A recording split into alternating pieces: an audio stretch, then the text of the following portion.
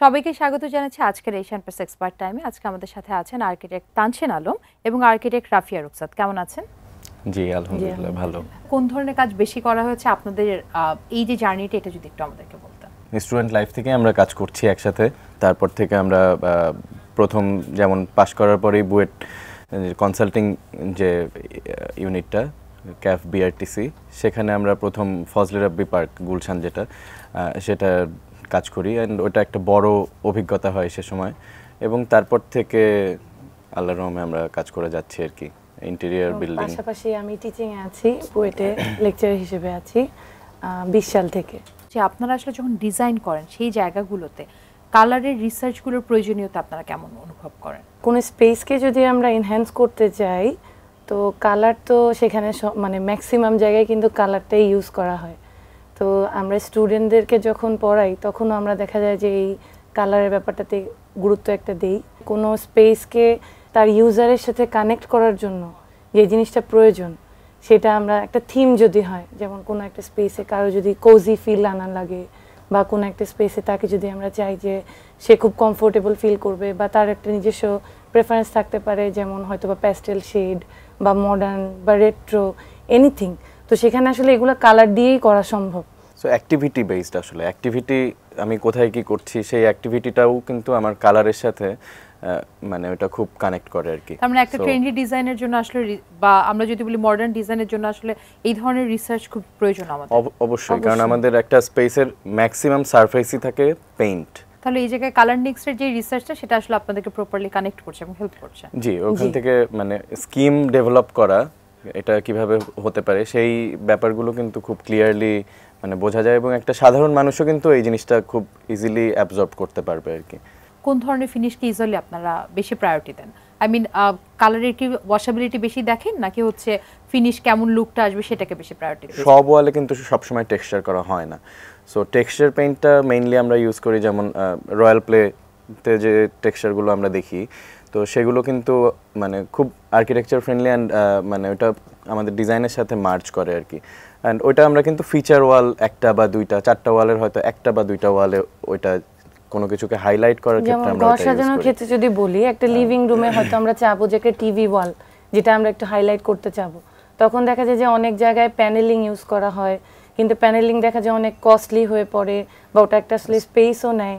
তো আমরা সেটার পরিবর্তে যদি কালার এই টেক্সচার কালারগুলো ইউজ করতে পারি তাহলে দেখা যাবে যে ওটা ওই দেখা যায় যে সেম পরিমাণ সৌন্দর্যই আমাদেরকে দিবে, ওই ওয়ালটা হাইলাইটও করবে, কিন্তু এটা শুধুমাত্র কালার দিয়েই পসিবল, যেটা কস্টটাকে অনেকখানি মিনিমাইজ করতে পারে। আর ওয়াশেবিলিটি একটা বিগ পার্ট, কারণ ময়লা হবেই স্বাভাবিক, আমাদের যে পরিমাণ ধুলাবালি হয় সো ময়লা হয়ে যায়। অ্যান্ড এটা যেমন আমার নিজের বাসাও আমি সেদিন পুরা ওয়াশ করলাম আর কি 2-3টা ওয়াল।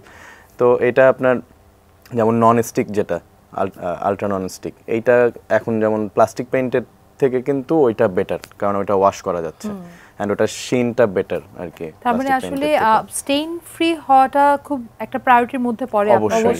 এবং রিপেইন্টিং এর জায়গায় আসলে যত তাড়াতাড়ি এটা ময়লা কম হবে এটাকে আপনারা প্রায়োরিটি দিয়ে আসলে পেইন্টটা সিলেক্ট। এক্স্যাক্টলি, হ্যাঁ। নন স্টিক হলে ওইটা যেমন এটা বেশ ভালো একটা ইনোভেশন যে নন স্টিক হওয়ার কারণে এটা আপনার ময়লাটা ধরেও কম।